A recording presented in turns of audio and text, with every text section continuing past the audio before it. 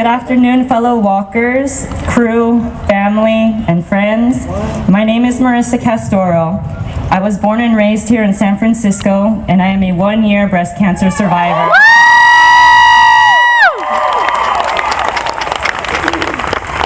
I've always been an independent person, mature for my age and able to handle the challenges that life has thrown my way. So when I felt a lump a little more than a year ago, I was a bit freaked out, but thought I could handle it on my own. After all, I was only 23 and had no history of breast cancer in my family.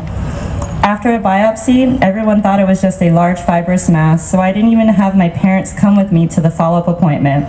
But I was surprised and happy to find my boss, Kathy, a family friend, waiting for me at the doctor's office.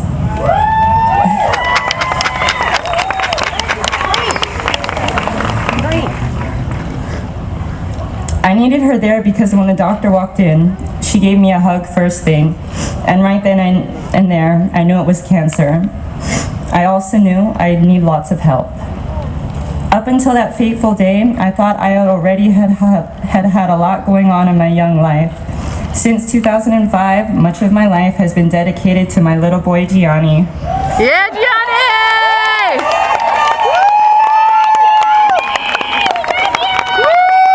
He was only 3.5 when I was diagnosed, so he didn't know much more than Mommy kept going to the doctor. It was during chemo that he really knew things were different, because I'd be in bed for 2 days following each treatment. And of course, having a bald mom was something different too. He was so caring and gentle during that time. He always found a way to make me smile and knew the right time to curl up in bed with me.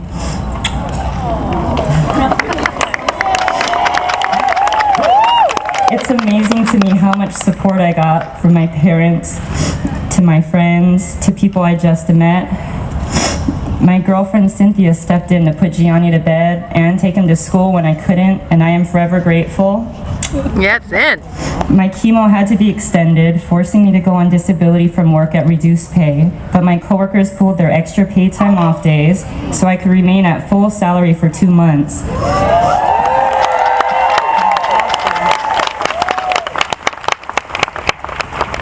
My chemo nurse, Peggy, took such good care of me, maybe because I was half the age of her other patients, but most likely because it's just who she is. The calendar called for my final chemo session to fall on a day that the clinic was to be closed for the holidays, but I desperately wanted to finish before December 31st so I could start the new year fresh. So my nurse, Peggy, came in on her day off, opened the clinic just for me, and we finished my chemo together.